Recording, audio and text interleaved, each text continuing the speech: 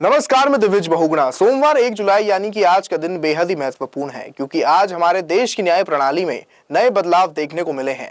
भारत में आज से 3 नए कानूनों को लागू कर दिया है। भारतीय न्याय संहिता यानी कि बीएनएस, भारतीय नागरिक सुरक्षा संहिता यानी बीएनएसएस और भारतीय साक्ष्य अधिनियम यानी कि बीएसए अब आईपीसी और सीआरपीसी की जगह लेंगे। दशकों से देश में आईपीसी और सीआरपीसी की जगह अब इन 3 नए कानूनों के आने से काफी कुछ बदल जाएगा और कई नई धाराएं भी इस कानून में शामिल की गई हैं। दशकों से देश में आईपीसी और सीआरपीसी की जगह अब इन 3 नए कानूनों के आने से काफी कुछ बदल जाएगा और कई नई धाराएं भी इन कानूनों में शामिल की गई हैं। कुछ धाराएं बदली गई हैं और कुछ हटाई भी गई हैं। आम आदमी, अदालत और वकीलों के कामकाज में भी इन कानूनों के आने से काफी बदलाव आएगा। साथ ही इन कानूनों में त्वरित न्याय सुनिश्चित करने के लिए एफआईआर से लेकर फैसले तक को समय सीमा में बांधा गया है। शिकायत मिलने पर एफआईआर दर्ज करने, जांच पूरी करने, अदालत के संज्ञान लेने, दस्तावेज दाखिल करने और ट्रायल पूरा होने के बाद फैसला सुनाने तक की समय सीमा तय की गई है।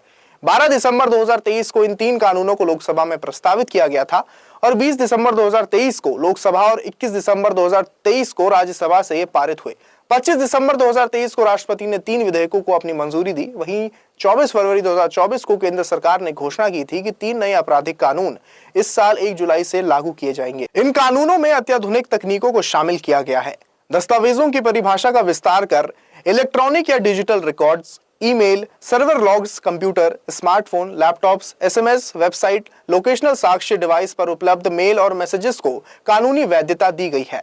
सरकार का कहना है कि इससे अदालतों में लगने वाले कागजों के अंबार से मुक्ति मिलेगी। एफआईआर से केस डायरी से चार्जशीट और चार्जशीट से जजमेंट तक की सारी प्रक्रिया को डिजिटलाइज करने का प्रावधान इस कानून में किया गया है।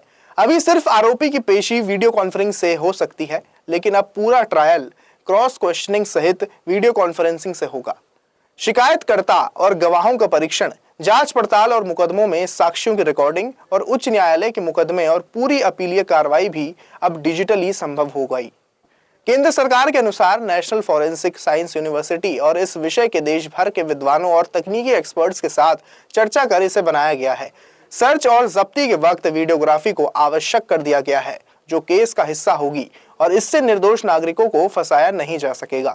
पुलिस द्वारा ऐसी रिकॉर्डिंग के बिना कोई भी चार्जशीट वैध नहीं होगी। 2027 से पहले देश की सभी अदालतों को कंप्यूटराइज करने का लक्ष्य सरकार के द्वारा रखा गया है और नए कानूनों में आरोप पत्र दाखिल करने के लिए 90 दिनों की समय सीमा भी तय कर दी गई है और परिस्थिति देखकर अदालत आगे 90 दिनों की परमिशन और दे सकेगी। इन कानूनों को लेकर विपक्षियों ने भी अपनी प्रतिक्रियाएं दी हैं। कांग्रेस सांसद मनीष तिवारी ने ट्वीट करके तीनों कानूनों को तुरंत रोकने की मांग की है।